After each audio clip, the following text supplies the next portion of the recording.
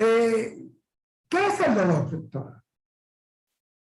El dolor es la percepción de una situación o circunstancia que es incómoda para quien sea que lo esté padeciendo. Tenemos algo que nos está alertando en el cuerpo de que algo no se encuentra funcionando de la manera correcta o que algo ha sido víctima de un trauma y por lo tanto inmediatamente esos receptores entienden que ha habido algún tipo de estímulo que le genera en el cerebro la respuesta a que hay entonces un dolor, pues entonces el cuerpo empieza con procesos que tienden a regular a una reparación o a un estancamiento en esa reparación. Pues, pero el dolor se divide en varios tipos de dolor, ¿no? Claro que sí. Sí. Tenemos varios tipos de dolor. Dolor cuando hablamos de tiempo. Tenemos pacientes que tienen un dolor agudo, que es un dolor que acaba de ocurrir porque me acabo de doblar el tobillo o porque me acabo de dar con algún objeto en el cuerpo y ese dolor más o menos puede durar entre 1 día y 3 días.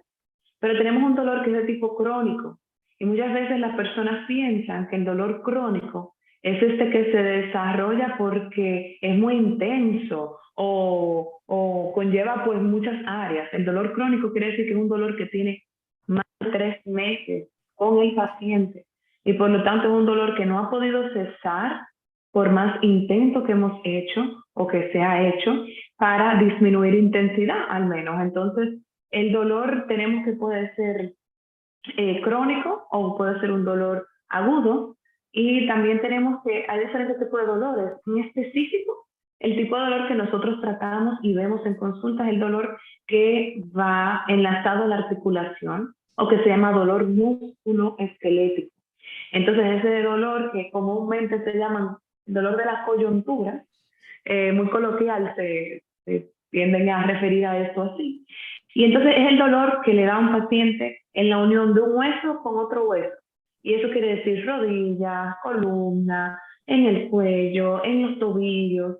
Y entonces nosotros, bueno, nos especializamos justo en poder ver al paciente, escuchar bien la historia, diagnosticar, indicar imágenes si hay que hacerlo y elaborar un plan de protocolo, un plan de tratamiento de acuerdo a lo que tiene el paciente. Doctora, ¿es cierto que el dolor, aunque a uno un ejemplo le esté doliendo el codo, que el dolor puede provocar otros síntomas físicos? Sí, y el dolor incluso se puede irradiar. Un paciente tiene dolor en codo y de repente te dice, pero tengo calambre en la mano. O de repente te dice, tengo una sensación de corriente. O cuando me empieza a doler el codo, también me duele la muñeca. Entonces, el dolor, porque partamos de lo siguiente, nosotros somos una cadena. Tenemos siempre que visualizarnos como que somos, tenemos un principio y un fin, pero normalmente todo parte de un centro. Entonces, si algo me está afectando en la base, se puede tener manifestaciones a lo largo de ese recorrido de ese cable, podemos ponerlo así. Y si tengo, por ejemplo, un tipo de afección en codo y tengo este epicondilitis y me está comprimiendo un poco el nervio, claro que puedo tener irradiación o sensación dolorosa en alguna otra parte. Lo que no es común, a menos que el paciente tenga una enfermedad autoinmune, como un lupus o como una espondilitis anquilosante o si tiene artritis reumatoidea, a menos que el paciente no tenga ese diagnóstico, es poco común que yo diga, me está doliendo el codo y al mismo tiempo la rodilla. Eso sí no tiene una relación de cablerío, vamos a ponerlo así directo. Pero fuera de esto, el paciente que sí tenga algún tipo de enfermedad autoinmune, sí pudiera estar presentando varios dolores que uno diría, pero ¿y qué tiene que ver el codo con el tobillo? ¿O qué tiene que ver el hombro con la cadera? Y el paciente referir, porque yo tengo dolores en esas dos partes. Entonces, por eso la importancia de poder hacer una buena historia clínica con el paciente, para poder validar sobre todo de que, claro, es que usted tiene estos dos sitios con estas dolencias por esta y esta razón.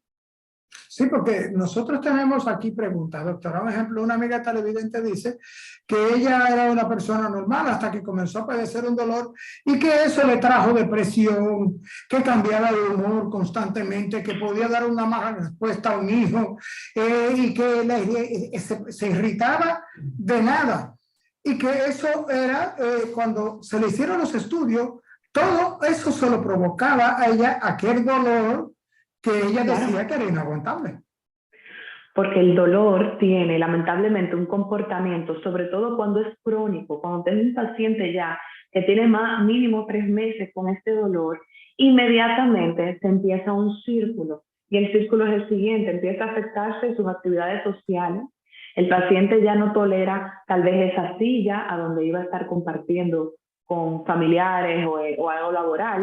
El paciente empieza inmediatamente a restringirse de estar compartiendo con personas, porque no se siente cómodo frente a lo que le pasa. Y esto le da un sentimiento de, vamos a ponerlo así, se hace sentir en la persona incompetente, se hace sentir la persona dependiente, y esto lamentablemente causa una impotencia en el paciente, que entonces quien habla no va a ser la madre, quien habla el dolor, quien responde frente a cualquier cosa, porque la poca tolerancia que tiene por lo que le está ocurriendo es el dolor. Y por eso es que hablamos que el dolor tiene que ser tratado desde una vista integral. Tiene que estar tanto el médico de cabecera como el médico rehabilitador o fisiatra o el médico reumatólogo o nosotros los médicos deportistas también. Y tiene también que haber un equipo de incluso de terapia física, pero terapia emocional, terapia psicológica, porque es que esto afecta en todos los ámbitos del paciente. En todos los ámbitos del paciente, doctora. Y doctora, yendo al dolor crónico y al dolor agudo, ¿cuál de estos dos tipos de dolor es más difícil para tratar y comenzar una rutina de tratamiento? ¿El crónico o el agudo? Sin duda alguna el crónico. Muchas veces que tiene mucho tiempo ya pasando dolor, es un paciente que ha pasado por muchas manos, pacientes que tienen muchos tratamientos que no han sido exitosos. Entonces son pacientes que van pasando desde el medicamento más simple hasta el medicamento más complejo. Pacientes que luego me lo tienen con tratamientos incluso a base de cortisona. O pacientes que se han tenido que someter ya a cirugías buscando una mejoría y aún así no la han obtenido. Entonces lleva a una depresión en el paciente importante, a una inactividad también importante. Entonces eso me va atrofiando todavía más el cuerpo o el área que le molesta. Y sin duda alguna, cuando tengo un paciente con un dolor de larga data, realmente son de los pacientes que más tiempo puede tomarnos, pero no es imposible llegar a que tenga una recuperación total. En cambio, el paciente con un dolor agudo, gracias a Dios, son pacientes que responden rapidísimo a los tratamientos, sobre todo de estimulación a regeneración, que no es lo mismo que el tratamiento que busca enmascarar o aliviar el cuadro porque simplemente estoy dando una anestesia. No, queremos con todos los pacientes, en la mayoría de los casos, agotar tratamientos que sean de estimular a regenerar para que este dolor no vuelva a aparecer. Realmente, doctora, ¿cuál es la mejor manera, a su juicio, de tratar el dolor por su experiencia? Lo mejor que podemos hacer es primero detallar a quién tengo al frente. ¿Cuál es el caso de este paciente? ¿Por qué está conmigo este paciente? Inmediatamente tengo este detalle y tengo las imágenes también del paciente. Entonces, elaborar un esquema de tratamiento, el cual siempre tiene que ir orientado en recuperar, en regenerar al paciente.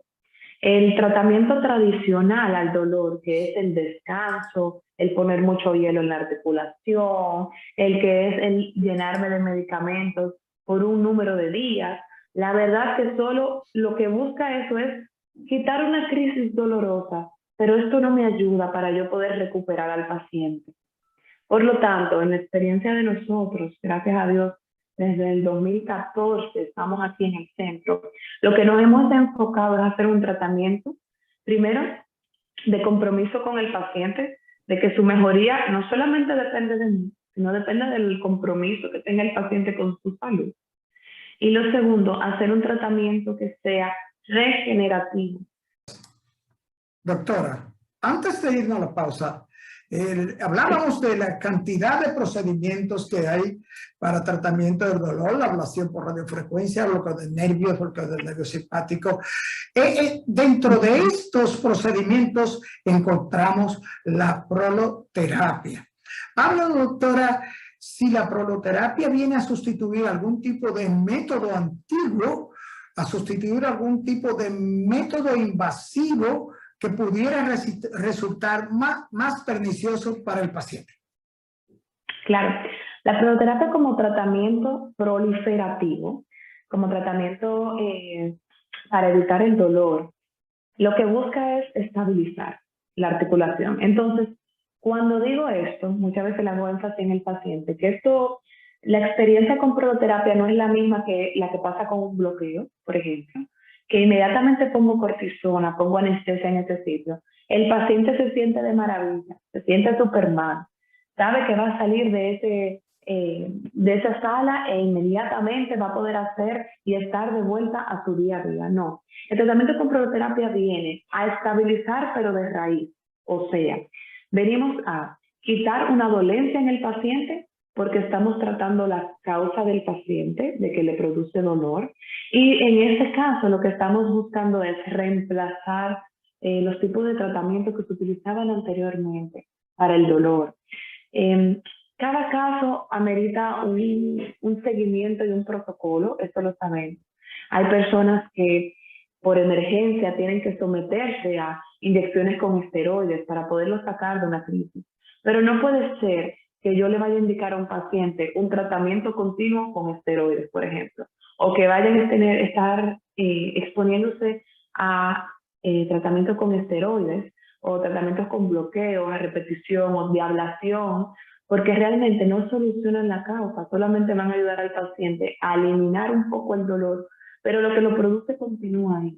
Entonces la proloterapia viene como una herramienta que estimula a que el paciente pueda llevar a cada punto que está debilitado, desgarrado, desgastado, pues entonces una opción de regeneración y de esa forma entonces aliviar el dolor. Entonces no puedo decir que dentro de esas otras opciones pues cabe la proloterapia, pero sí se puede decir que es una opción donde intenta reemplazar un poco lo que son los tratamientos tradicionales para el dolor, para llevar a un paciente a que esté sin dolor a causa de un arreglo, vamos a ponerlo así, en el sitio que estaba afectado. Bien, doctora, se nos acabó el tiempo, lamentablemente el tirano de la televisión, el tiempo se nos ha ido más de 35 minutos, lo que dijeron berenjena.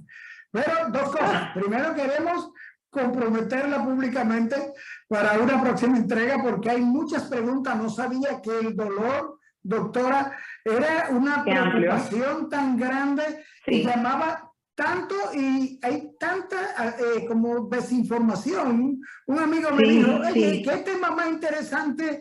Porque en cuanto al dolor, como que todo el mundo es especialista, porque tómate un acetaminofén, tómate esto, y los dolores siguen, e inclusive con esos remedios de que casero y esas recetas personales se pueden agudizar los dolores.